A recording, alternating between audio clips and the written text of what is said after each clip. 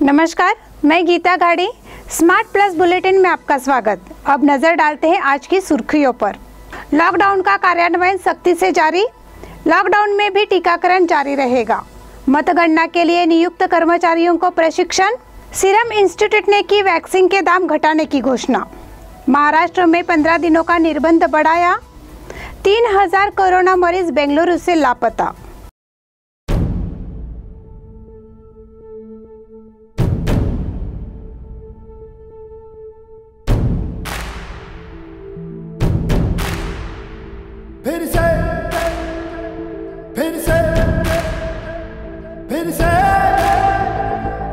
फिर से उछला लहू नसों में,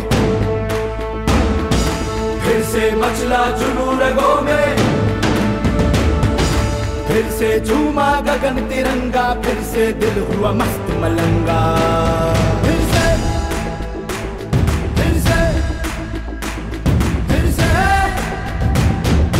फिर से लोहा हुआ इरादा, फिर से करते हैं हम वादा, भर देंगे हुंकारा, फिर से जीतेंगे हम यारा, फिर से फिर से फिर से जीतेंगे हम यारा, फिर से। अब देखते हैं विस्तृत समाचार। बेलगाम शहर और इसके वातावरण में लॉकडाउन के नियम दिन ब दिन सख्त होते जा रहे हैं। सुबह के सत्र में सब्जी बाजार में आने वाले नागरिकों को 10 के बाद सभी व्यवहार बंद करने के लिए कहा गया है। वही जरूरी काम के लिए बाहर जाने वाले नागरिकों से भी अब पूछताछ की जा रही है। उन उद्योगों के कर्मचारियों की पहचान करना महत्वपूर्ण हो गया है जिन्हें अनुमति दी गई है। पुलिस को सूचित करना भी आवश्यक हो गया है। हालांकि नागरिक जरूरी काम के लिए अपने घरों से बाहर निकल रहे हैं, फिर भी इसे सख्ती से लागू किया जा रहा है। पुलिस ने शहर में महत्वपूर्ण सड़कों पर बैरिकेड्स भी लगाए हैं, इसलिए लॉकडाउन का झटका फिलहाल शहर वासियों को लग रहा है। लॉकडाउन में भी टीकाकरण जारी रहेगा। कोरोना संक्रमण को रोकने के लिए लॉकडाउन चल रहा है। हालांकि यह लॉकडाउन टीकाकरण को प्रभावित नहीं करेगा, ऐसी जानकारी क्षेत्रीय टीकाकरण अधिकारी डॉक्टर ईश्वर गडाद और जिला स्वास्थ्य अधिकारी डॉक्टर शशिकांत मुन्याल ने दी है। जिले में कोरोना निवारक टीकाकरण चल रहा है। लॉकडाउन में भी कोई बाधा नहीं होगी। टीकाकरण से पहले पंजीकरण कराना अनिवार्य है। ऑनलाइन और आरोग्य सेतु ऐप के माध्यम से पंजीकरण करना भी संभव है। श्रीनगर के साई मंदिर और वडगांव के जिला अस्पताल में टीकाकरण केंद्र शुरू किए गए हैं। इस प्रक्रिया के लिए नागरिकों से केंद्र में कोरोना नियमावली का सख्ती से पालन करने की अपील की है।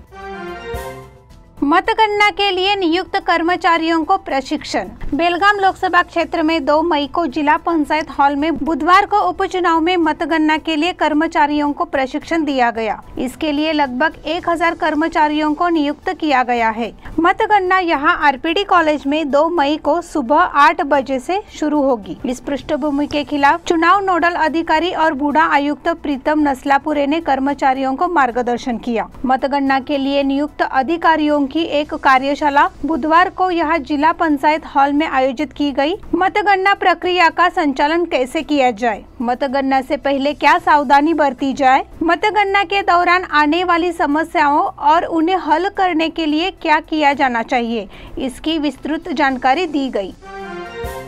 सीरम इंस्टीट्यूट ने की वैक्सीन के दाम घटाने की घोषणा। 1 मई से 18 वर्ष से ऊपर के लोगों के लिए शुरू हो रहे वैक्सीन टीकाकरण से पहले अच्छी खबर है। दुनिया की सबसे बड़ी वैक्सीन निर्माता कंपनी सीरम इंस्टीट्यूट ने अपनी वैक्सीन कोविशील्ड के दाम घटा दिए हैं। सीरम इंस्टीट्यूट ऑफ इंडिया के सीईओ आदार पूनावाला ने वैक्सीन के दाम घटाने की घोषणा की है। आदार पूनावाला ने एक ट्वीट संदेश में दाम घटाने की जानकारी दी है। आदार पूनावाला ने कहा है कि लोगों के हित को देखते हुए वे वैक्सीन के दाम घटाने के लिए तैयार है और अब कोविशील्ड वैक्सीन का दाम 400 रुपए से घटाकर 300 रुपए किया जाता है। आदार पूनावाला ने कहा है कि वैक्सीन के घटे हुए दाम तुरंत प्रभाव से लागू कर दिए गए हैं और इससे राज्य सरकार को हजारों करोड़ रुपए की बचत होगी।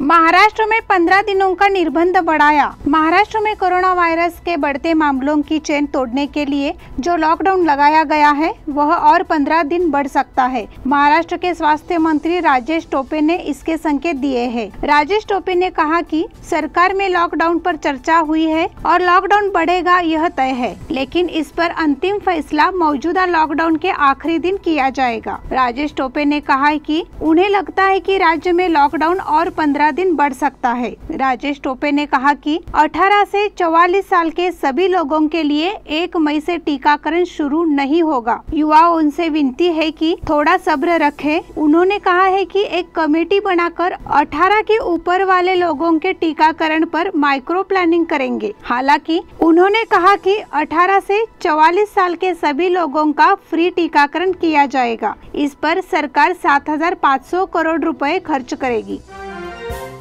3,000 कोरोना मरीज बेंगलुरु से लापता। कर्नाटक में कोरोना वायरस के मामलों में बढ़ोतरी के बीच राज्य के मंत्री ए अशोक जी ने दावा किया है कि कई संक्रमित लोगों ने अपने मोबाइल बंद कर लिए हैं और उनमें से करीब 3,000 लोग बेंगलुरु से लापता है। मंत्री ने संवाददाताओं से कहा कि पुलिस को ऐसे लोगों का पता लगाने को कहा गया है। अशोक जी ने कहा कि हम लोगों को निशुल्क दवाइयां दे रहे हैं जिससे 90% तक मामले नियंत्रित किए जा सकते हैं, लेकिन उन्होंने अपने मोबाइल फोन ही बंद कर दिए हैं। वे गंभीर स्थिति में अस्पताल पहुँच जाते हैं और फिर ICU बेड तलाशते हैं। इन दिनों ऐसा ही हो रहा है।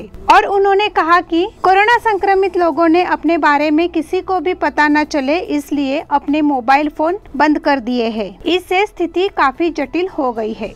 इस बुलेटिन के अगले समाचार छोटे से ब्रेक के बाद।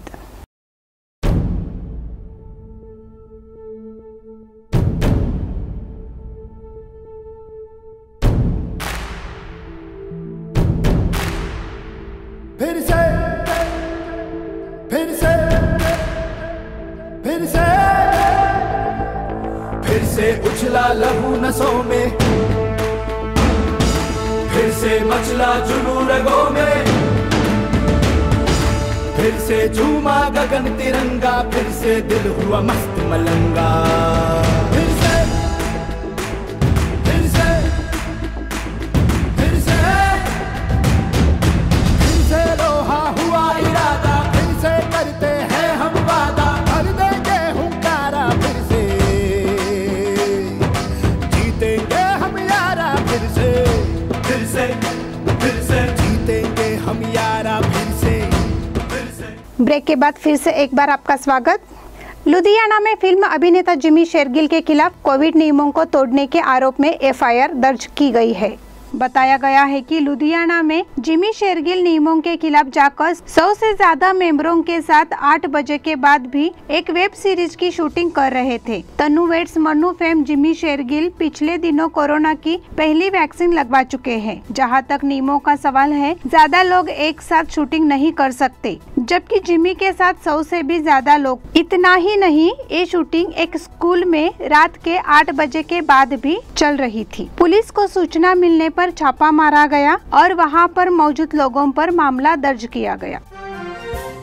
कोवैक्सीन साबित हुई सबसे प्रभावी वैक्सीन। कोरोना से प्रतिरक्षा के लिए विकसित भारत का स्वदेशी टीका कोवैक्सीन घातक वायरस के 617 प्रकारों को निष्प्रभावी करने में सक्षम पाया गया है। व्हाइट हाउस के मुख्य चिकित्सा सलाहकार एवं अमेरिका के शीर्ष महामारी रोग विशेषज्ञ डॉक्टर एंथनी फाउची ने मंगलवार को कॉन्फ्रेंस कॉल में संवाददाताओं को यह जानकारी दी। उन्होंने कहा कि जहां हमें रोजाना अब भी आंकड़े मिल रहे हैं, लेकिन सबसे ताज़ा आंकड़ों में कोविड-19 मरीजों के खून के सीरम और जिन लोगों को भारत में इस्तेमाल होने वाला कोवैक्सीन टीका दिया गया है, उनके खून के सीरम शामिल करके प्रयोग करने के बाद यह निष्कर्ष निकाला है कि कोवैक्सीन 617 प्रकारों को बेअसर करने वाला पाया गया है। इसलिए यह दवा सबसे प्रभावी मानी जाती है। असम राज्य में लगे भूकंप के तेज झटके। पूर्वोत्तर के राज्य असम में आज सुबह आए भूकंप के तेज झटकों ने सभी प्रदेशवासियों को डरा दिया। रिक्टर स्केल पर इस भूकंप की तीव्रता 6.4 मापी गई। अब इस भूकंप की वजह से हुए नुकसान की तस्वीरें भी सामने आने लगी है। सोनितपुर, जहां पर भूकंप का केंद्र था, वहाँ कई जगहों पर सड़क में क्रैक आ गए हैं। इसके अलावा नागांव में एक 4 मंजिला इमारत अपने बराबर में बने मकान पर टिक गई है। अगर बराबर वाला मकान न होता तो निश्चित ही ये इमारत गिर जाती। अधिकारियों ने बताया कि भूकंप के झटके पड़ोसी राज्य मेघालय और पश्चिम बंगाल में उत्तरी हिस्सों समेत पूरे क्षेत्र में महसूस किए गए। उन्होंने बताया कि भूकंप सुबह 7:51 पर सोनितपुर जिले में आया। इसके बाद 7:58 और 8:01 पर भूकंप के 2 और झटके महसूस किए गए। लोग घबराहट में अपनी घरों तथा अन्य स्थानों से बाहर निकल गए। सोनितपुर के जिला मुख्यालय तेजपुर, गुवाहाटी और कई अन्य स्थानों में कई इमारतों में दरारें आ गई। भारतीय वायुसेना ने थाईलैंड से लाया ऑक्सीजन। भारतीय वायुसेना ने थाईलैंड के बैंकॉक से विमान के जरिए 3 ऑक्सीजन टैंकर बुधवार को गुजरात के जामनगर पहुंचाए। वरिष्ठ अधिकारियों ने यह जानकारी दी। उन्होंने बताया कि इसके अलावा सिंगापुर वायुसेना के 2 C-130 विमान से पश्चिम बंगाल में पानागढ़ हवाई अड्डे पर कुल 256 ऑक्सीजन सिलेंडर की खेप पहुँचाई गयी। भारत कोरोना वायरस संक्रमण की दूसरी लहर का सामना कर रहा है और कई राज्यों के अस्पताल कोविड-19 मामलों के लगातार बढ़ने से चिकित्सकीय ऑक्सीजन और बिस्तरों की कमी से जूझ रहे हैं। वायुसेना मंगलवार को दुबई और सिंगापुर से 9 क्रायोजेनिक ऑक्सीजन टैंकर हवाई मार्ग से पश्चिम बंगाल के पानागढ़ हवाई अड्डे पर लेकर आई। वायुसेना ने विभिन्न उड़ानों के जरिए बुधवार को ऑक्सीजन टैंकरों को एक स्थान से दूसरे स्थान पर पहुंचाया। देश में 150 जिलों में लॉकडाउन का साया। कोरोना के बढ़ते केस के बीच देश के कई जिलों में एक बार फिर लॉकडाउन लग सकता है। स्वास्थ्य मंत्रालय की ओर से एक प्रपोजल तैयार किया गया है, जिसके तहत उन शहरों में लॉकडाउन लगाए जाने की सिफारिश की गई है जहां कोरोना संक्रमण की दर 15% से अधिक है। इस दौरान सिर्फ जरूरी सेवाओं को छूट देने की सिफारिश की गई है। ऐसे जिलों की संख्या देश में 150 के करीब हो सकती है। केंद्रीय स्वास्थ्य मंत्रालय की मंगलवार हुई बैठक में यह प्रस्ताव आया। हालांकि इस पर अंतिम फैसला केंद्र की ओर से राज्यों के साथ चर्चा के बाद लिया जाएगा। कोरोना के बढ़ते केस के बीच इस पर लगाम लगाने के लिए ऐसे कदम उठाए जाने की जरूरत बताई गई है। 3 महीनों में देश में बनेंगे 500 ऑक्सीजन प्लांट।